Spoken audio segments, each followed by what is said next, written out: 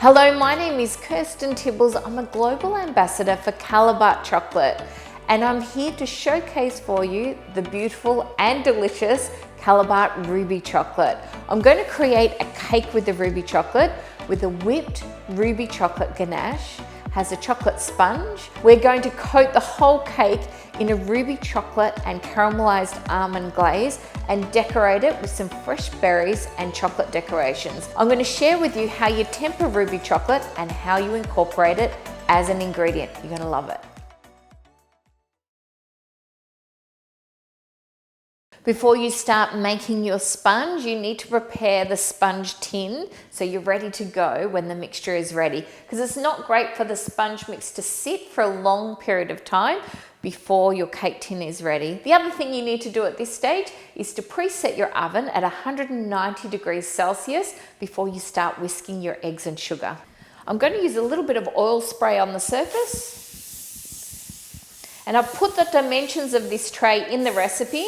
Doesn't matter if it's a little bit different, as long as it's as close as possible to this tray size. Place a sheet of baking paper in. Press it down so it goes right into the corners. And it doesn't matter as well if the sides of your baking dish are a little bit higher. Now we're ready to start the sponge. This basic sponge recipe is fantastic, so keep it in your repertoire. We're going to just combine sugar and eggs. Now, I always recommend you weigh your eggs because they come in so many different sizes now. This is the only way to ensure that the recipe is accurate. Another tip with your eggs is to not have them straight from the fridge when you're whipping them up. So you can warm the whole eggs before you crack them in a bowl of warm water, about body temperature, 36 to 37 degrees Celsius.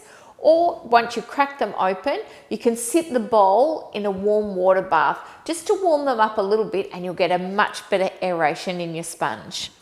Now we're going to whisk this up until it's really light and fluffy. The more air we incorporate it, the paler the mixture will get, but also the lighter our sponge will be. While that's whisking up, I'm going to sieve some cocoa powder, so Callebaut Dutch processed cocoa powder, and what we call plain or all-purpose flour.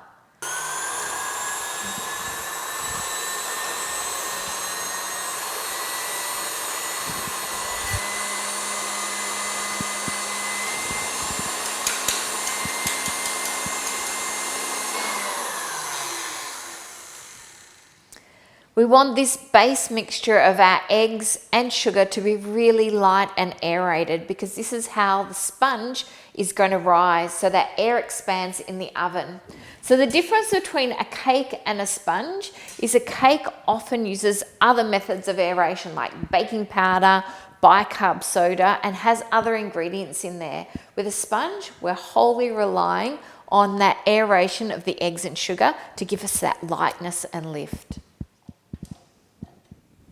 Now I've sieved the dry ingredients. We're going to gently add them and fold them in. So this is a crucial step that's important not to overwork the mixture, but it's very easy once you know how. I've sieved this onto a sheet of baking paper to make it very easy to apply it to the sponge, even if you're by yourself. So just fold the paper up, and then we slowly add in a little bit of our dry ingredients at a time. And just a tip, if you're wanting to make this as a plain vanilla sponge or a white sponge, replace the quantity of cocoa powder with flour. Just gently and lightly fold the dry ingredients through, which means we're using a spoon to go from the side to the base of the bowl and back up again. Use as little movement as possible to incorporate each application of your dry ingredients. You don't have to fully mix it in, so you can see I've still got some particles there that aren't mixed in.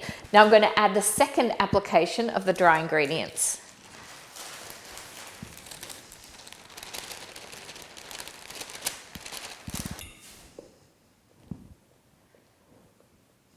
Use the same folding technique each time. This is a great sponge recipe because it has the flexibility to actually roll up without cracking. Now I'm going to add the last application of our dry ingredients. As soon as this is mixed through, we then stop mixing.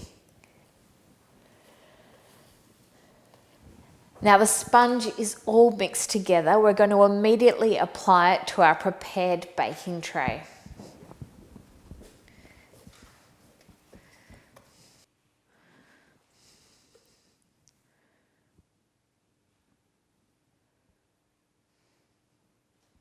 Now with as little movement as possible, we're going to spread the sponge mixture as evenly as we can into the prepared tray. So I'm using a palette knife, but you can also use a normal knife if you want to. With a palette knife, just angle it slightly. And you don't want to move it too much because every time you move it, you do knock out a little bit of air.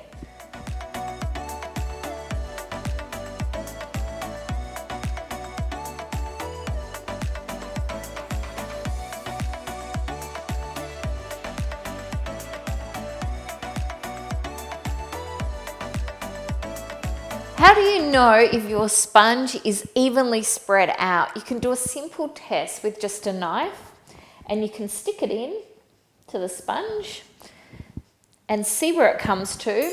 Use multiple knives just to test in certain areas to see that they're the same. So test multiple positions on the sponge, do a comparison, and I think I'm pretty good and ready to go into the oven. Now this is going to bake at 190 degrees Celsius for approximately 7 to 8 minutes. Now that's in a fan-forced oven. The sponges come out of the oven, and how to check when it's ready, do it very closely 8 minutes, is when you press it, it should bounce back and it shouldn't leave an indent. I have a clean tea towel here. I'm going to sprinkle some sugar on top. And this just helps to stop the sponge sticking. I have just slightly dampened the tea towel. Not much though, just a little bit of moisture in there. So while the sponge is still hot, if you feel comfortable enough doing this, pick the sponge up and turn it over onto the tea towel.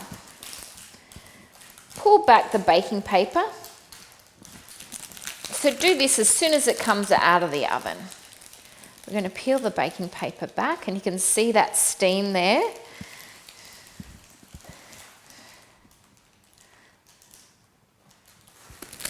There's two ways you can roll this. We're going to roll it up in the tea towel. You can also use baking paper. You can either roll it this way if you're wanting a smaller cake that is longer, or we can roll it this way. That's the way I'm going to roll it. So fold the tea towel in. And then just start rolling it as tight as you possibly can.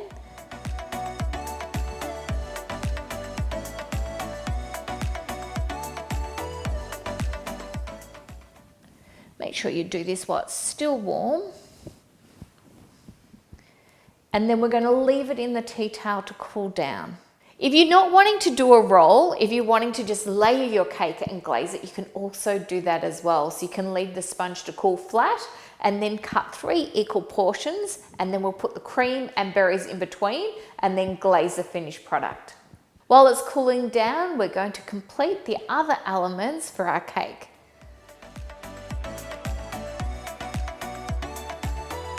Now this whipped ganache recipe can be used with any Callebaut chocolate. With this particular one, I'm using it with the ruby chocolate, but it does work with the Callebaut gold, the Callebaut white W2 chocolate, and the Callebaut milk 823 chocolate as well.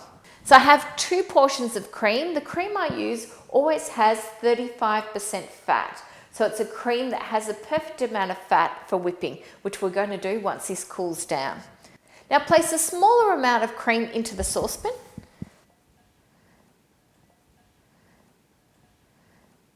I have a small amount of liquid glucose here. If you don't have liquid glucose, you can simply leave this out of the recipe.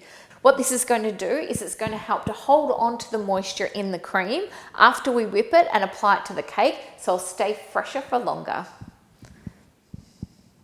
I have just microwaved the glucose a little bit to make it easier to get out of the bowl. I'm going to boil the cream to ensure that it's warm enough to melt the ruby chocolate. Now that the cream has boiled, we're going to pour it over the Callebaut ruby chocolate. Now the ruby chocolate is a natural colour, which is fantastic. When we apply other ingredients to the ruby chocolate, it does lose some of that pink vibrancy, which is normal because it's natural. You have the option, if you want to, of adding a small amount of pink color if you're wanting to keep that vibrancy, or you can simply keep it as it is once we add the cream. I love the flavor of the ruby chocolate. It harmonizes in this recipe with the chocolate sponge perfectly. It has a light berry flavor with a touch of sour notes at the end, but you're going to love it. So we're going to add the first group of cream and glucose into the chocolate. I'm going to whisk the first lot of boiled cream in together with the ruby chocolate. The aroma of that is absolutely beautiful. You can see instantly we lose a little bit of that vibrant ruby color, but I think it still looks quite nice and it matches really well with the chocolate sponge. Now with this particular technique, we've melted the butter fat in the cream as well as melting the cocoa butter in the ruby chocolate. We haven't boiled all the cream, so we can have a shorter gap of reserving this in the fridge before we can whip it. Now we need to reserve this in the fridge for up to 6 hours once everything's added together, so both the butter fat in the cream and the cocoa butter in the ruby chocolate have the opportunity to re-solidify before whipping. We're now going to add the second group of cream. So we've kept this aside so the butter fat is not melted. It will soften a little bit, so it needs less time in the fridge before whipping. I'm going to whisk that together just until combined. Now when we've incorporated all the cream together with the ruby chocolate, you can see that the colour dissipates, and that's because it's a natural colour. If you're wanting to highlight the pink notes in the ruby chocolate, you can add some beetroot powder to add colour or a touch of pink colour. So I'm just going to add a couple of drops of pink colour in. In this sort of application, it's always easier to incorporate a water-based colour. So this is a gel-based colour. Just a little bit. You can always add more if you need it, but you can't take it out. So just a touch of pink to give it a nice blush colour. This now needs to go into the fridge for approximately 6 hours, but it can go in the fridge for a couple of days before whipping. Now when we've got a liquid that's hot, so whether it be a custard or a hot cream or a ganache, we always place plastic wrap on the surface so it comes into contact with the product. Because it's hot, it's going to evaporate water. To ensure that water doesn't evaporate, we put that plastic wrap on to keep the water contained. The other problem is the water can collect on the plastic. If you pull it tight across the top of the bowl, it can fill with bacteria and slightly shorten the shelf life of your cream. We're now going to place that in the fridge and take it out in 6 hours.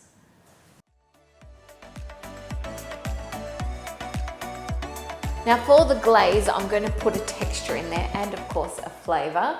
Now I'm using almonds, but you can also replace the almonds with another type of nut. I'm going to place some water in the saucepan first, or you can also use Callebaut crisp pearls and chop them up. Some sugar. We're going to bring that to a boil or heat it just until the sugar is dissolved. Now the sugar syrup has come to a boil and all the sugar is dissolved. I'm going to pour it over the slithered almonds. If you can only get whole almonds, just simply chop them up to a symmetrical size if you can before adding in the syrup. I have a tray here lined with baking paper. You need to preheat your oven for these almonds at 160 degrees Celsius before you place the tray inside. Now I'm going to scoop the almonds out without too much excess syrup. Now spread the almonds out so they're quite even on the tray. And I'm going to bake these in a fan-forced oven, as I said, at 160 degrees Celsius for approximately 15 to 20 minutes or until they're golden brown. But every 5 minutes I'm going to remove the tray from the oven and give them a little bit of a stir. And the almonds on the outside will tend to brown a little bit faster, so just push them into the middle and mix it up again so they don't go too dark. What happens is the sugar will coat the almonds as we evaporate the water in the oven, and it'll keep the nuts beautiful and crunchy. The caramelized almonds are out of the oven and they've cooled completely. For this glaze, I'm going to take these and finely chop them. It's important that they're not too coarse. If they're too coarse, they'll actually slide down the side of the cake and they won't actually hold in the chocolate. So this is the size that we're looking for when you chop it. Don't forget, I also said if you don't want to do the almonds, you can chop up some crisp pearls.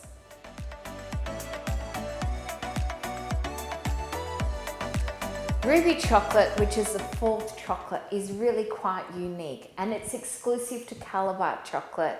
The ruby chocolate itself is created with cocoa beans, which are sourced from Ivory Coast, Ecuador and Brazil. They're found cocoa beans that have the unique ruby colour inside, and they process those beans to create the ruby chocolate. I'm going to show you a simple way of tempering the ruby chocolate, and you can apply this technique really to any of the Callebaut chocolate range.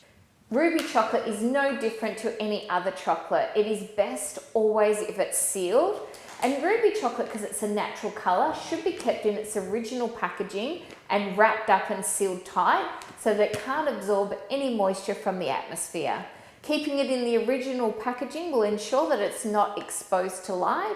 If the ruby chocolate is exposed to light, we can lose a little bit of that ruby colour. I have a plastic microwave safe bowl here that I'm going to use to temper the chocolate. So place a full amount of chocolate that you need into the bowl. Don't worry, any leftovers we can simply reuse at a later date. You'll notice with our recipe with the ruby ganache, we don't actually temper the ruby chocolate. So if we're mixing the chocolate with other ingredients, we often don't have to temper it.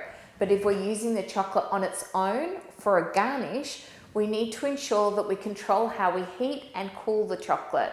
What happens if we don't is, one, the chocolate won't contract, so it'll stick and you won't get to use your chocolate decoration. The other thing that can happen is we can get what's called fat bloom, where we have cocoa butter on the surface of the chocolate, so it separates, settles on the surface and resets, so you can see white dots on the surface of the chocolate. Now, if you do have chocolate that has the white dots on it, you can simply remelt it so that cocoa butter reincorporates. Retemper it and then you're ready to go. We are tempering the chocolate to ensure we get the best possible shine, snap, mouthfeel and texture. Now, I do this in the microwave because I find it's the cleanest, simplest way to temper the chocolate. I'm going to melt the chocolate till I've got half liquid and half solid chocolate, and then I'm going to vigorously stir it. Now, to heat it up, you need to do so slowly. I use the microwave on high, but I only melt it 15 to 30 seconds at a time. So maybe 30 seconds to start with, but then you need to cut it down to 15-second increments and stir it each time in between. As soon as we get to the stage where we've got half liquid, half solid chocolate, don't apply any more heat, just give it a really good stir. So this requires a little bit more heat, but you still need to stir it. So we're looking for half liquid, half solid chocolate. So I think we're almost there. So at this stage we give it a really vigorous stir. And if I need any additional heat, I'm going to apply it with a hairdryer or a heat gun, rather than putting it back in the microwave, which is sometimes hard to control the heat at this stage. So you can see we're almost there. It's just a little bit thick. I don't use the thermometer, you'll notice, because I simply go by the 50-50 method, as I like to call it, half liquid, half solid chocolate, then give it a really good stir. With the heat gun, you must stir the chocolate while you're heating. Only do short bursts of heat, stirring it in between. The heat gun is a lot hotter than the hairdryer. They use this for stripping paint off walls. And you can get this from the hardware store. Now that all the chocolate is melted and I've vigorously stirred it, we're going to do a test to see if it's tempered. Now you can use a plastic scraper or a piece of baking paper. It's best not to use metal because that is a cold surface and it may give you a false result. So we just dip the corner in. And if you're impatient like me, you'll want it to be a really thin layer, so tap off the excess. Just wipe the excess off the base. And I'm going to leave that at room temperature for approximately 7 minutes to see if the chocolate is tempered. Now, one of the tricky things when you're working with small amounts of chocolate in a bowl is the chocolate in the bowl will start to set while we're waiting for that test. This is where you can use your hairdryer or your heat gun if it starts to thicken, just to gently reheat it until you've got your test results. The temperature we're aiming for with the ruby chocolate is a little bit cooler than our white chocolate. Milk's a little bit warmer and dark's a little bit warmer again. So we're looking for 28.5 to 29.5 degrees Celsius. As you can see, I'm not actually using a thermometer, so I am going to rely on the test. And this method where we've got half liquid, half solid chocolate works really well. If you do reheat it with a hairdryer or a heat gun, you may want to take the temperature before you start to use the chocolate. That has set already, and that's just been a couple of minutes, and that's because my room temperature is quite cold here today. And the chocolate is still in a nice liquid form. Now, a couple of tips when you're looking at your test. The test is always going to be dull because the chocolate will only be shiny if it's contracting against a polished surface. It'll have a matte finish. As you can see here, the chocolate that is not set is shiny. As the chocolate's starting to set, don't put your finger on it because then it'll be hard to actually see the full test result. So just simply leave it on the bench top to set. Don't place it in the fridge because chocolate will always set in the fridge, but when you bring it back to room temperature, it can go back to a liquid state. Now my room temperature is approximately 18 degrees Celsius. What you're aiming for is 18 degrees and no more than 23 degrees Celsius when you're working with chocolate like this. Otherwise, you may find it a little bit challenging to work with the chocolate. Certainly not with the whipped ganache, but just with tempering and garnishes, you may have to wait for a cooler day. Now I'm going to use a paper piping bag, or you can call it a paper piping cone, to pipe the decoration. You can use a Ziploc bag and just cut a small amount off, or you can use a disposable piping bag. With the paper piping bag, we just roll them to achieve a point at the end. And you can see here that I've got the tip and I hold that in my thumb while I wrap this one around. Now the mistake a lot of people make is they roll this around this way. What you've actually got to do is pull it back, and you can see there I've got 1, 2, 3 tips all together facing the same direction. So with my thumb inside, I hold the inside point, and with my finger outside, I pull the outside point down until the tip of the bag closes.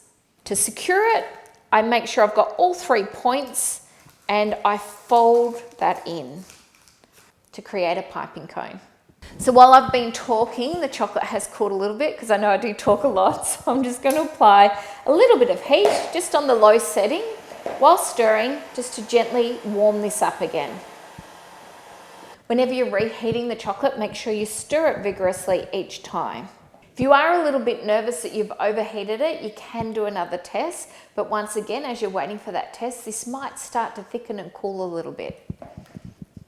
So I'm going to scoop up some chocolate, put it into the bag, and only fill the paper piping cone 1/3 of the way. Now, when you've got the piping bag, we've got the seam here. Always fold so the seam is in the middle, and we fold away from the seam. If you fold it the other way, you'll find that after you cut the point off, this will start to move and change in size. We fold the top down, and that's how you hold it with your thumb on the end. We're going to cut a small amount off the tip. How thick you want your garnishes will determine how much you cut off the piping bag. I've got a strip of baking paper here to put the decorations on. Now this decoration is a really easy one. So we're just piping circles, and each circle just offset it so you're not piping on top of the one you already had.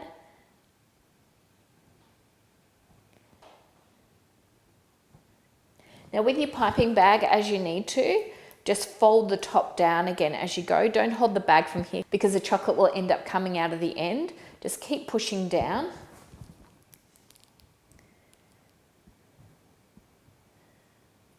Squeeze one more in on the end there. And then I'm going to turn it around and do exactly the same thing on the other side. I'm going to leave these to sit at room temperature. If you want to create a little bit of movement in this decoration, you can actually slide it into a vase or a pipe to give them a little bit of movement.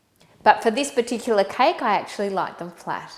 Leftover chocolate, I'm going to cut the end off, pipe it back into the bowl. I have a sheet of baking paper here. I just scrape the excess chocolate out onto the sheet. Now I'm going to spread that out a little bit. It's starting to thicken already. We let that set on the paper. As soon as it's set, chop it or break it into smaller pieces and wrap it up either back into the original Callebaut bag or seal it tightly in plastic wrap so it has minimal exposure to moisture in the atmosphere, and it is best stored in opaque packaging. So don't keep it in clear packaging. So if you wrap it in plastic wrap, you need to put it in another bag or container that doesn't allow light to get through. And then you can simply remelt it next time you're using ruby in a recipe. Now the chocolate has completely set, so you can just break it up into small pieces or chop it and place it in a bag. I have a ruby cream here that I did prepare yesterday. Take it straight from the fridge. Don't let it sit out and warm up at all. Now I'm using a mixer. You can also just use a handheld mixer, or you can even whisk this one by hand. Because we have the additional cocoa butter in there combined with the butter in the cream, this whips a lot faster than normal cream. I'm going to add in some vanilla bean paste. We're going to start whipping. As I mentioned, this whips really quickly, so don't step away from the mixer, and we're looking for it just to hold, so a piping consistency, we like to say. So if you were to scoop a spoon out and hold it up on its side, it's not going to slide off, it's just going to hold on the spoon.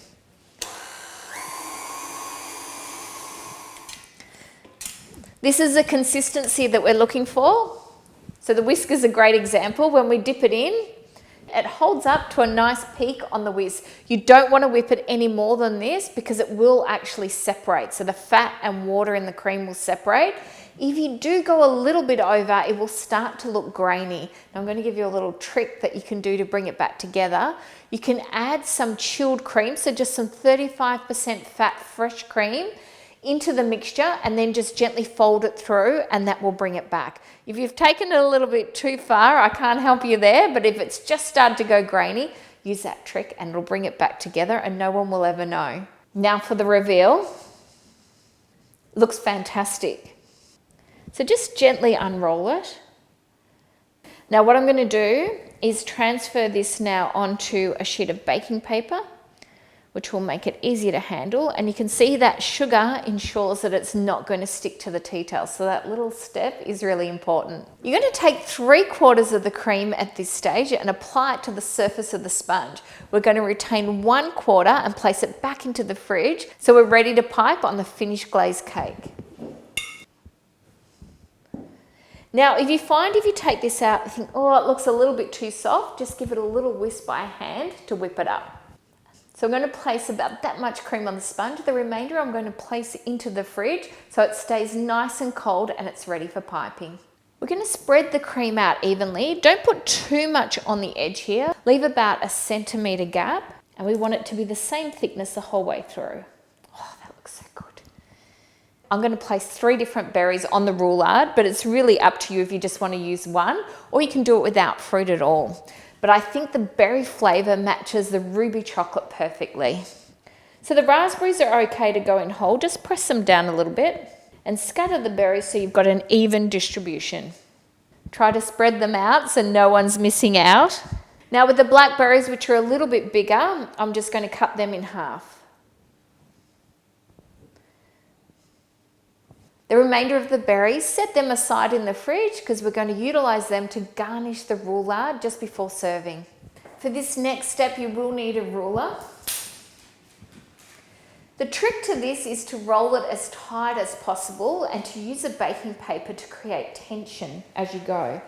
Don't worry if any cream comes out the side, that's actually quite good. So when we cut the edge off, we get a really nice clean finish. So roll it. Make sure that you've tucked it right in the centre. Don't push down because you're going to push all the berries out to the edge. You've actually got to lift it and roll it.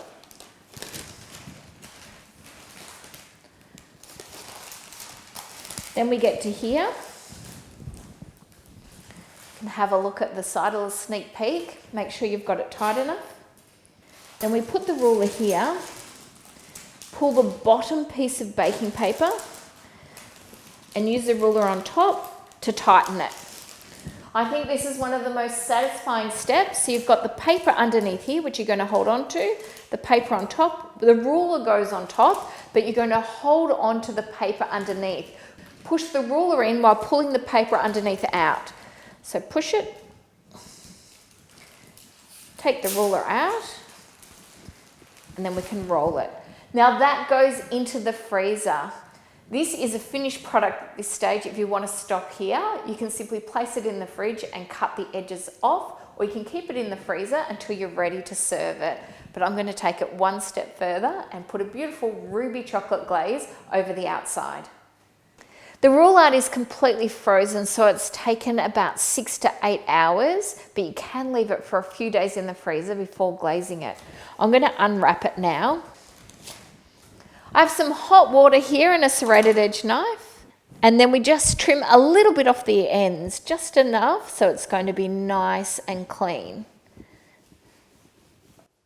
You've got a little taste tester there as well now before you serve it. You're welcome.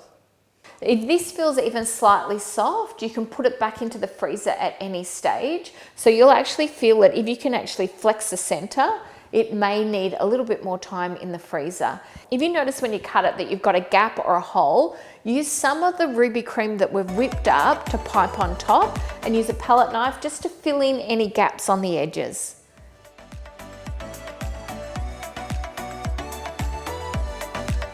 This is an opportunity to get to practice your tempering skills once again. We're going to temper the ruby chocolate with the same method in the microwave till we've got 50% liquid, 50% chocolate. Remember to stir it in between each addition of heat. Now it's time to vigorously stir. Remember, if you need some additional heat, at this stage you would use a hairdryer or a heat gun, but just a little bit of heat, stirring it after a few seconds of heating. Now don't take your glaze to the next stage by adding the nuts and the oil until your roulade is frozen and neatly trimmed, ready to glaze. Remember, if you need to reheat this mixture at all, and you will have some left over which you can reuse, you're going to reheat it between 28.5 and 29.5 degrees Celsius. I'm going to add in the almonds. Oil. Now I like to use an oil that doesn't have a lot of flavor, but if you wanted to, you could use something like a hazelnut oil. The oil I'm using is a grapeseed oil, so it's quite mild, but it can be substituted really with any oil. The reason I'm adding the oil, so when we glaze the cake, the chocolate is not going to contract and crack. So it will set, but it will set without contracting. For me, this is a great application of the ruby chocolate. Not only do we get that beautiful flavor coming through, but we retain the beautiful natural ruby color. Mix it all together.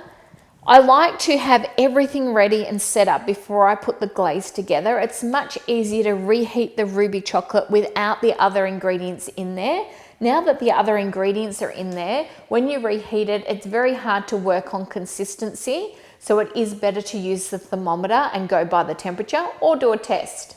Now keep in mind when you're working with the glaze, you are always going to have excess glaze because we need quite a bit to ensure that we cover the whole area, but you can reuse the glaze. We simply scrape it up, set it, chop it up, then remelt it for the next application. Now this is the exciting part where we do the glaze. Make sure that the cake at this stage is frozen so the glaze sets straight away. Now let me know if I miss any bits at the front there.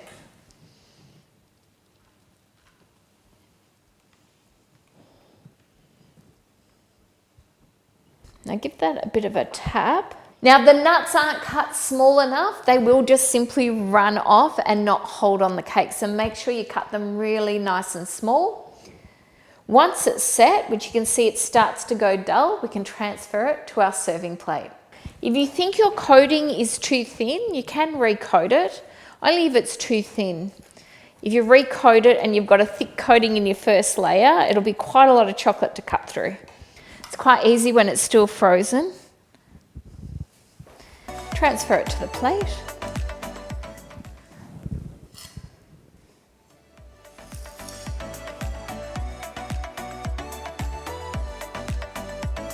I'm using a star nozzle to pipe the remaining ruby cream on top.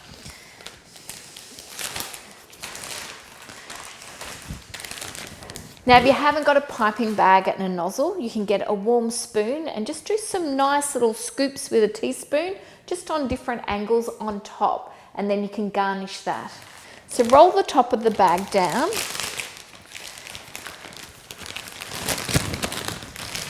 Have a look at the cream. If it needs a little bit of whipping up, just whip it up by hand. Scoop the cream and place it into the bag. Now the hand that is underneath there I use to scrape off the spoon. Always push the cream down to the tip.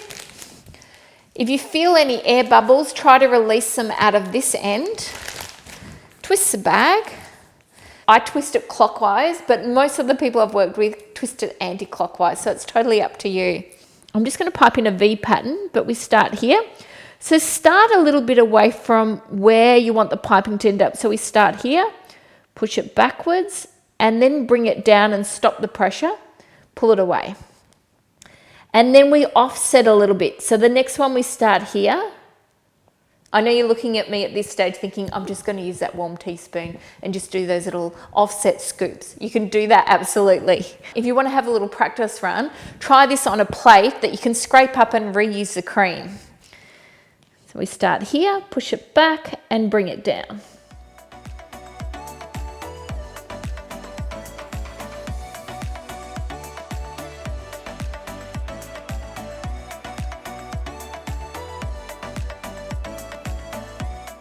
A little bit of leftover cream, you can save that for up to 4 days in the fridge.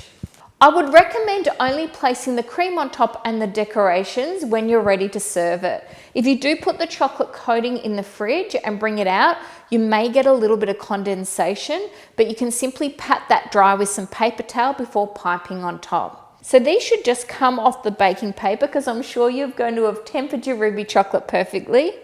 And I'm just going to place those on. Of course, I'm picking my best ones. So I'm just offsetting those as well, but really you can do any decoration at all.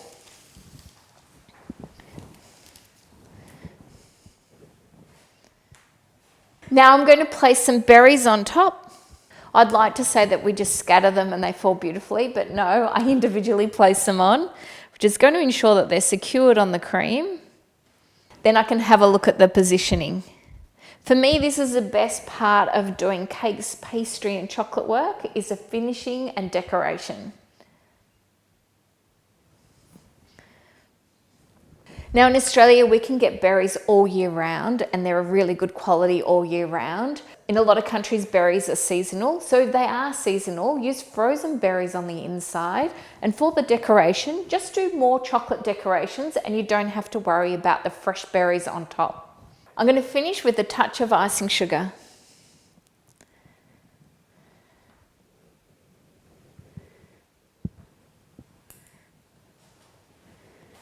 I think this cake is quite simple and easy to make once you break it down. If you don't want to put the chocolate coating on, you can stop at the sponge layer and just simply decorate that and it'll still be fantastic. You can also interchange the ruby chocolate with a white, milk or gold chocolate without any changes to the quantities of chocolate that you're adding. Now once you've created this, it can last in the fridge for up to 3 days, or unglazed, you can keep it in the freezer for up to 4 weeks. I hope I've given you a little bit of an insight into the Callebaut ruby chocolate. It's so versatile, the flavour is delicious, and it has a natural, beautiful ruby hue. I look forward to seeing your creations with Callebaut ruby chocolate.